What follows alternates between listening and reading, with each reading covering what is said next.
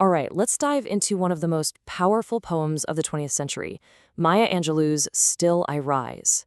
This isn't just a poem, you know?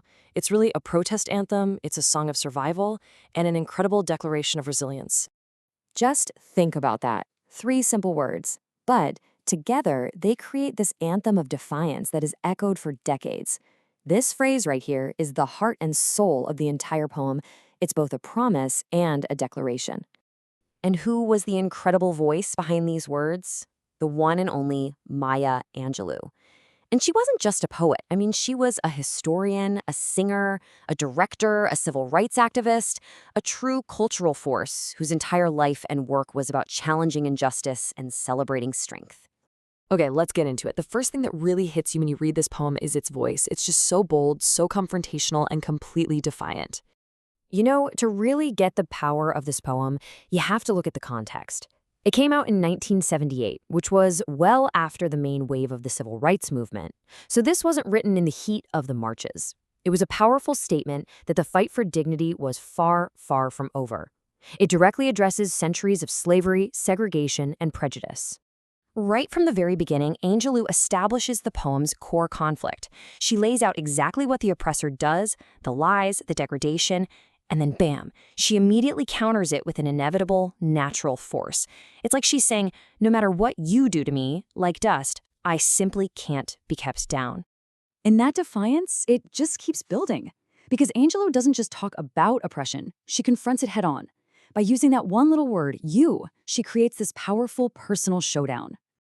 This line is so iconic, right? But is she actually looking for an answer here?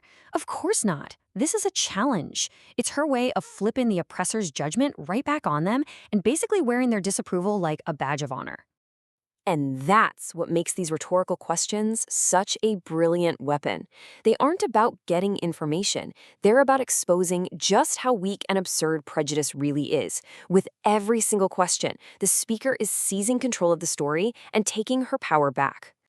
So to get that raw, confrontational tone, Angelou uses a very specific style. It's called colloquial diction.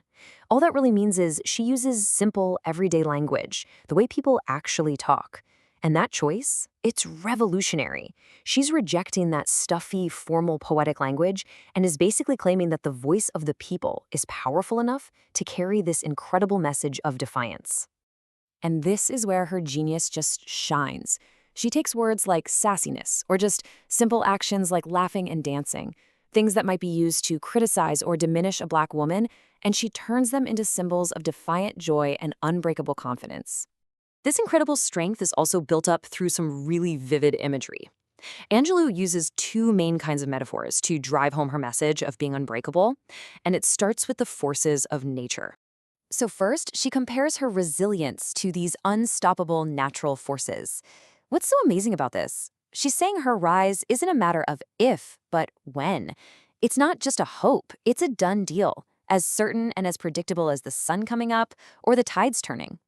The second category is this imagery of immense inherent wealth. Now, this isn't about literal money, of course. It's a metaphor for a deep, profound self-worth.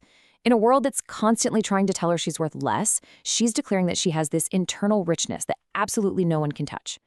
But here's the thing, this isn't just a personal story. Angelou masterfully connects this individual strength to a much, much broader collective history of struggle and survival. This line is absolutely pivotal. She directly confronts the painful legacy of slavery, the huts of history's shame, and acknowledges that brutal past that her struggle comes from. But she doesn't end with shame. Not at all. There is an immediate pivot to triumph. She transforms that pain into purpose. She's declaring that she isn't just a survivor of that history, she is its ultimate victory.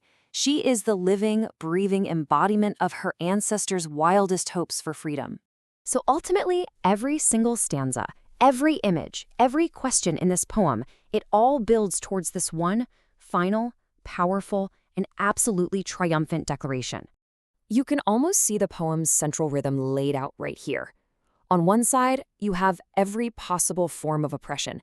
Lies, hateful words, looks, just pure hate. And on the other side, the same constant, unbreakable response. That refrain, I rise, it becomes this powerful drumbeat of resistance. I rise.